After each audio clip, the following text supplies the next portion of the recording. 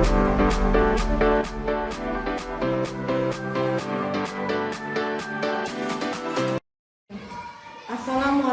warahmatullahi wabarakatuh. Kepada yang terhormat Bapak Ibu dosen, penguji uji kinerja pada PPG Transformasi Pendidikan Agama Islam tahun 2025.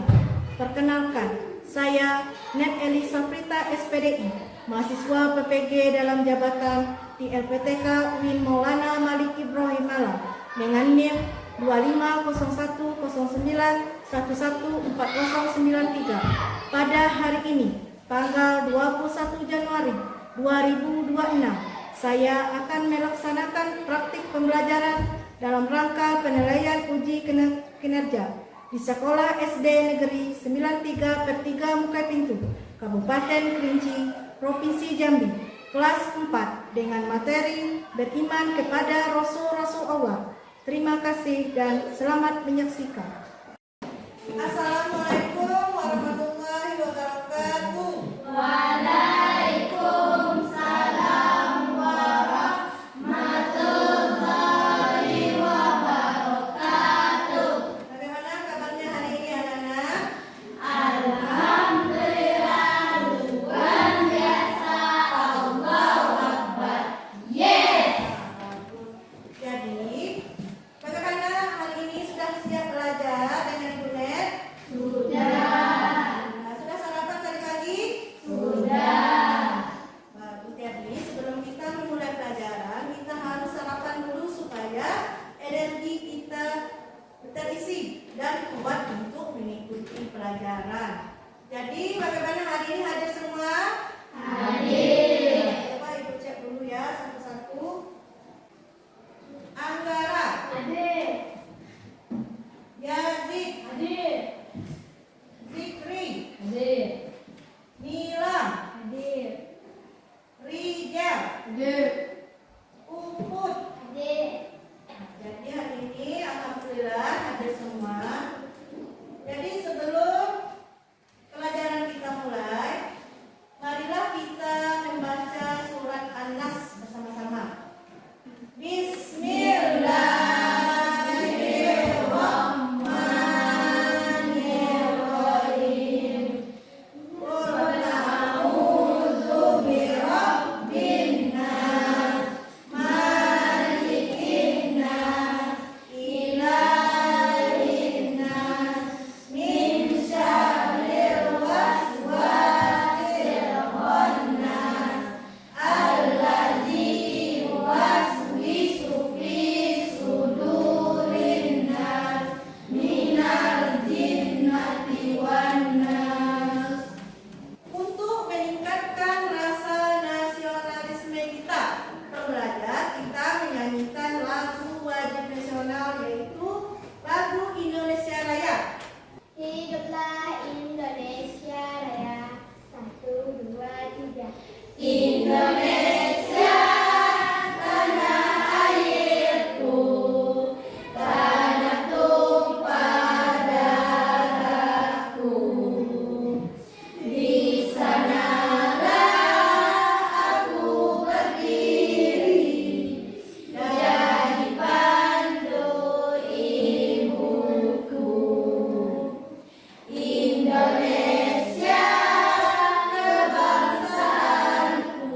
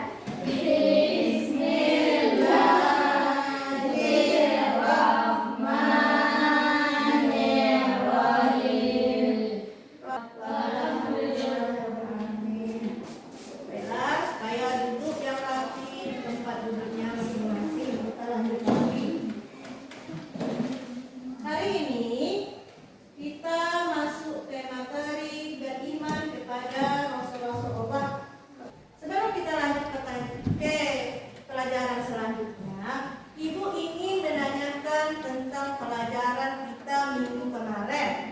Siapa masih ingat apa kemarin? Surat apa kemarin? Hilal berapa nih ya? Kita kemarin belajar tentang surat At-Tin. Siapa yang masih ingat berapa jumlah ayat surat At-Tin? Sarah? Ada 8 ayat.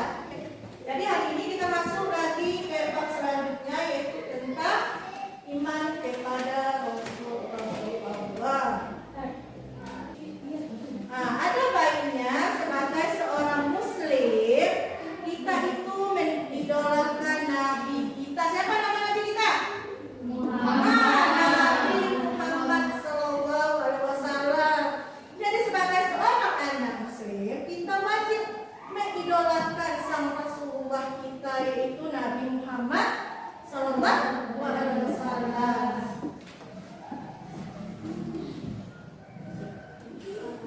Tujuan pembelajaran kita pada hari ini yaitu peserta didik mampu menjelaskan arti iman kepada Rasul, menyebutkan sifat-sifat wajib serta sifat mustahil bagi Rasul. Itu supaya mengeluarkan alat tulisnya, buku, pena atau pensil.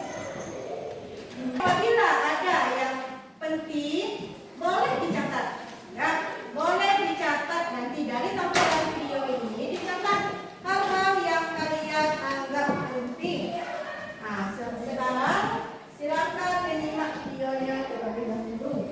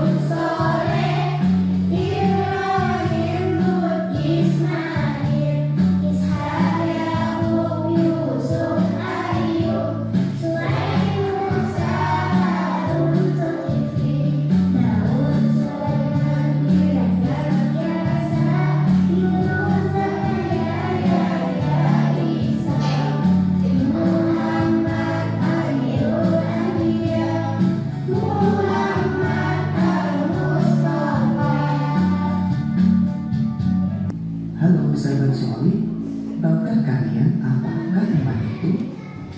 Pertanyaan ini pernah diajukan sahabat kepada Rasulullah. Ya Rasulullah, apakah iman itu?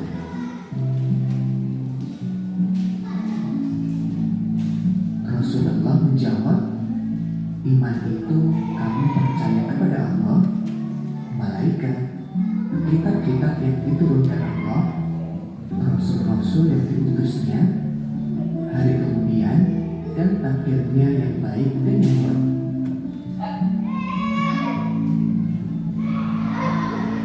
Nah, sekarang kita akan belajar beriman kepada rasul-rasul Allah.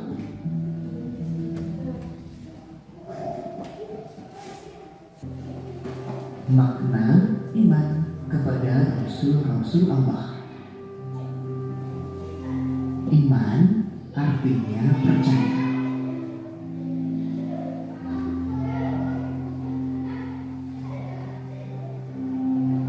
Iman kepada rasul-rasul Allah berarti kalian percaya bahwa Allah mengutus rasul-rasulnya sebagai teladan dan contoh bagi manusia.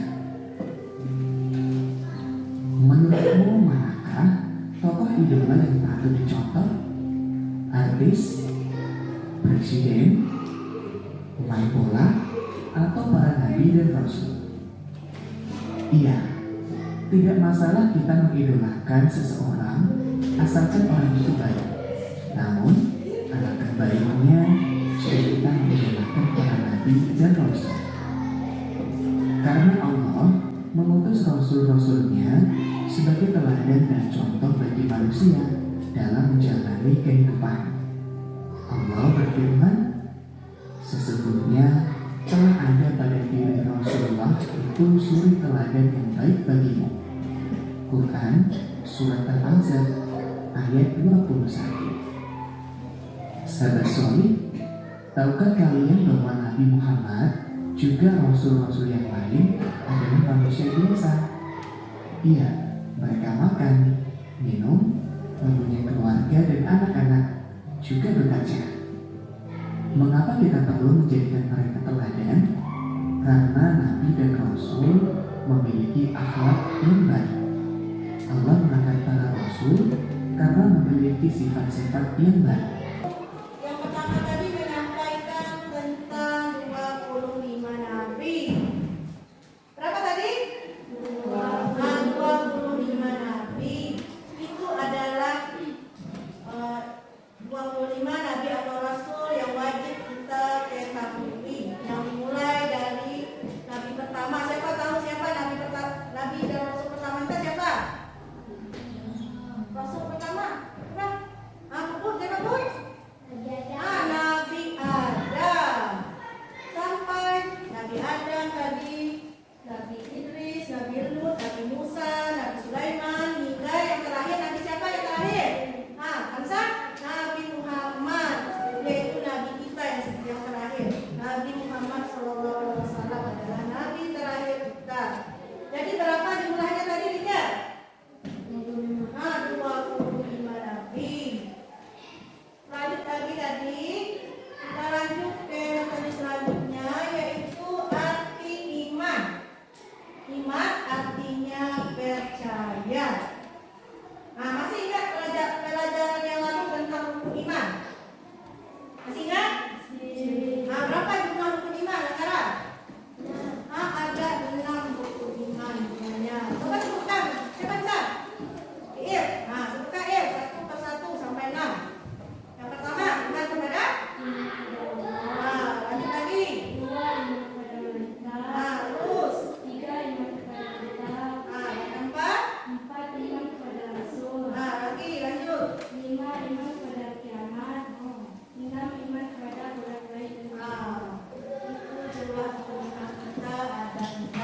Jadi iman kepada Rasul ini termasuk rukun iman yang keberapa?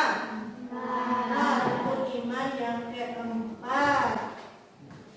Rasul adalah utusan Allah yang menyampaikan wahyu dan mengajarkan cara hidup yang benar.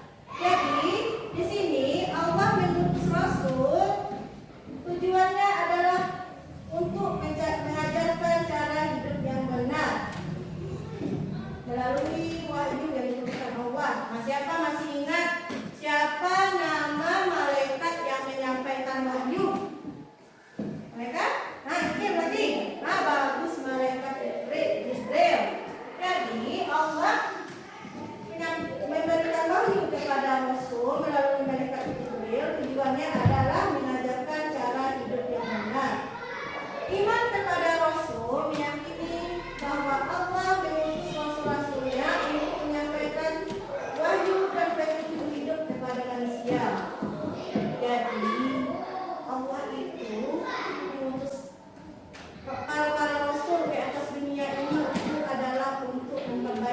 akhlak manusia, mengajarkan manusia ke jalan yang benar. Coba ibu tanya dulu, Nabi Muhammad itu adalah rasul terakhir kita. Apa kitab suci yang diajarkan oleh Nabi Muhammad itu kitab apa? Al-Quran. Al-Quran itu adalah sebagai pedoman kita sebagai umat Islam. Di dalam Al-Quran itu banyak pelajaran, misalnya apapun pedoman kita yang baik itu ada di dalam Al-Quran. Jadi Al-Quran itu adalah sumber hukum Islam yang pertama dan dijadikan pedoman bagi umat Islam untuk melaksanakan kehidupan. Lanjut lagi.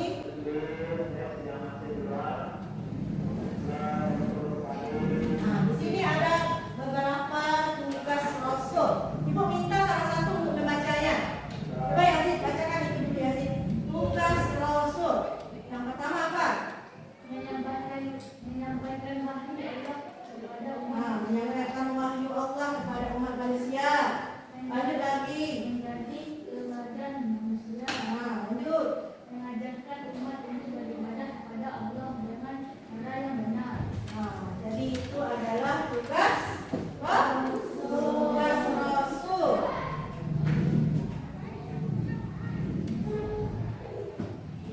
Nah, di sini mengapa kita harus beriman kepada Rasul? Kenapa kita harus beriman kepada Rasul? Yang pertama, agar kita bisa mengikuti petunjuk hidup yang benar. Yang kedua, Rasul memberi contoh bagaimana menjadi orang yang baik dan taat kepada Allah. Yang ketiga, Rasul menyampaikan wahyu yang membawa kita ke jalan yang lurus. Sudah dijelaskan tadi bagaimana Allah mengutus para Rasul untuk memperbaiki akhlak manusia, mengajarkan manusia ke dalam kebaikan.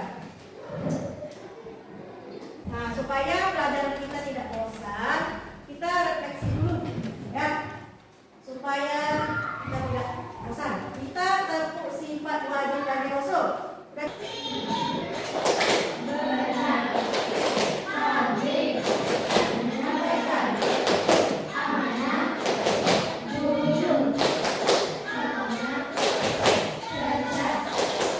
Empat sifat wajib Rasul. Yang pertama tadi apa tadi? Sidik. Apa artinya sidik? Jujur. Jadi setiap Rasul itu harus jujur. Bukan Rasul saja yang harus jujur, kita juga harus jujur. Kenapa? Karena setiap Rasul harus jujur dalam ucapan dan perbuatannya. Karena wahyu yang disampaikan kepada manusia bersumber dari Allah dan tidak boleh dirubah. Jadi itu maknanya kenapa para Rasul ini jujur. Karena para Rasul kita itu mendapat wahyu dari Allah disampaikan kepada manusia itu realnya, tidak boleh ditambah dan tidak boleh dikurangi. Nah, lanjut lagi, sifat wajib bagi Rasul yang kedua, amanah. Apa arti amanah? Dapat dipercaya. Jadi di sini para Rasul itu dapat dipercaya dalam segala aspek, baik secara lahir maupun mati. Jadi tidak boleh kita ragukan, tidak boleh ragu. Misalnya tentang kita Nabi Muhammad, kita tidak boleh meragukan kebenaran dari apa yang beliau sampaikan. Itu adalah benar, karena setiap Rasul itu bersifat amanah. Lanjut lagi yang ketiga, tabligh. Apa itu tabligh? Menyampaikan. Kewajiban Rasul adalah menyampaikan wahyu Allah kepada manusia yang harus terima dengan keyakinan yang kuat. Lanjut yang terakhir, yaitu yang keempat, patona. Apa arti patona? Cerdas sudah tentu pastinya para Rasul itu bersifat cerdas. Para Rasul harus cerdas dalam menyampaikan risalah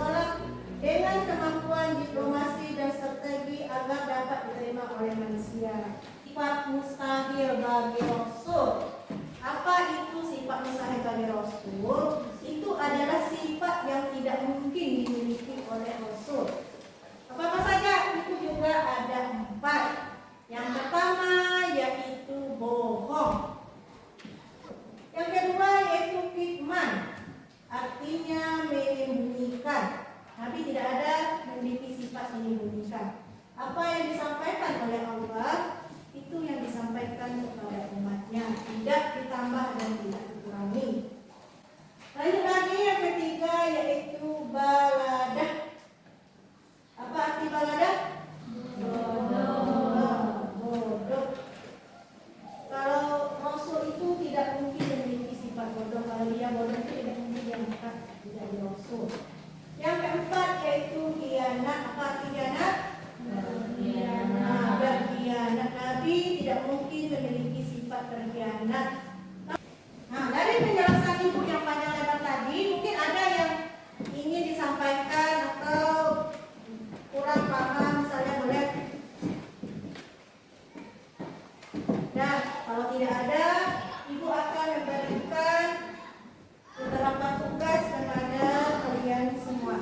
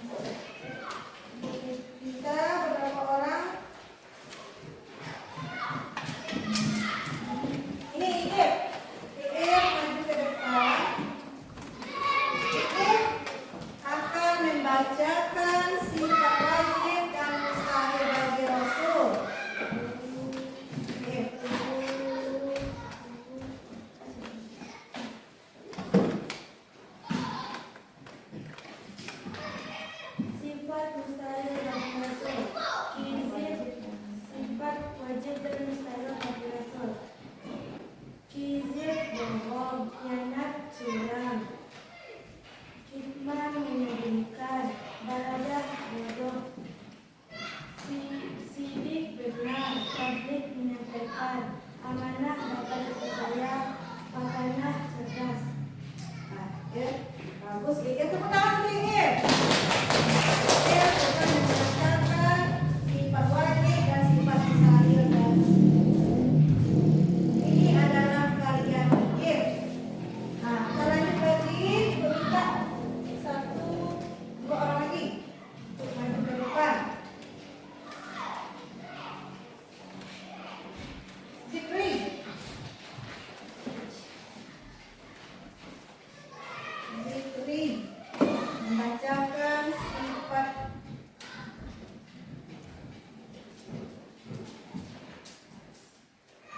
membacakan sifat wajib dan sifat mustahil tadi.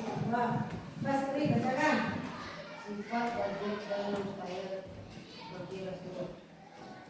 Mustahil wajib karena curang, hikmah menunjukkan pada sidik benar, takdir menyampaikan amanah dapat bekerja, amanah benar.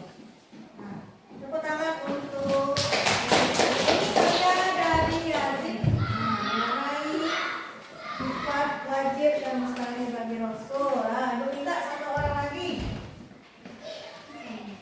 orang lagi untuk maju ke depan. Kansa. Nah, Kansa akan membacakan sifat wajib dan mustahil bagi Rasul. Nah, bacakan di depan teman-teman supaya mereka dengar.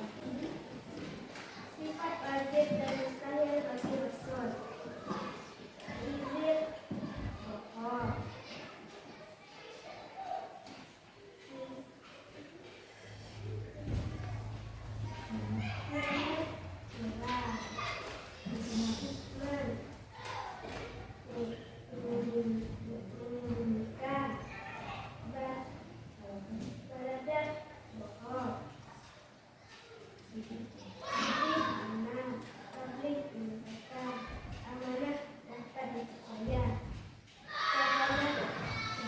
Nah, ini karya dari Kansa. Tepuk tangan untuk Kansa. Baiklah, hari ini kita tadi sudah membacakan materi, kita menyimak video, kita lakukan tugas, semua yang sudah kita kerjakan hari ini. Jadi, setelah semuanya kita simak pada hari ini, kesimpulan kita pada hari ini yaitu iman adalah keyakinan kepada Allah, malaikat, kitab-kitab, Rasul, hari kiamat dan takdir. Memahami iman ini memberi kita pegangan moral yang kuat dalam menjalin hubungan dengan sesama. 4 sifat wajib bagi Rasul. Yang pertama tadi sidik atau jujur. Dalam kehidupan sehari-hari, kejujuran meningkatkan kepercayaan dalam hubungan sosial dan profesional. Tabligh, menyampaikan wahyu, menyampaikan kebenaran dan informasi yang benar sangat penting dalam interaksi kita sehari-hari. Amanah dapat dipercaya. Menjaga amanah dan pekerjaan dan pertemanan menguatkan integritas dan reputasi seseorang. Yang terakhir yaitu patonah cerdas. Kecerdasan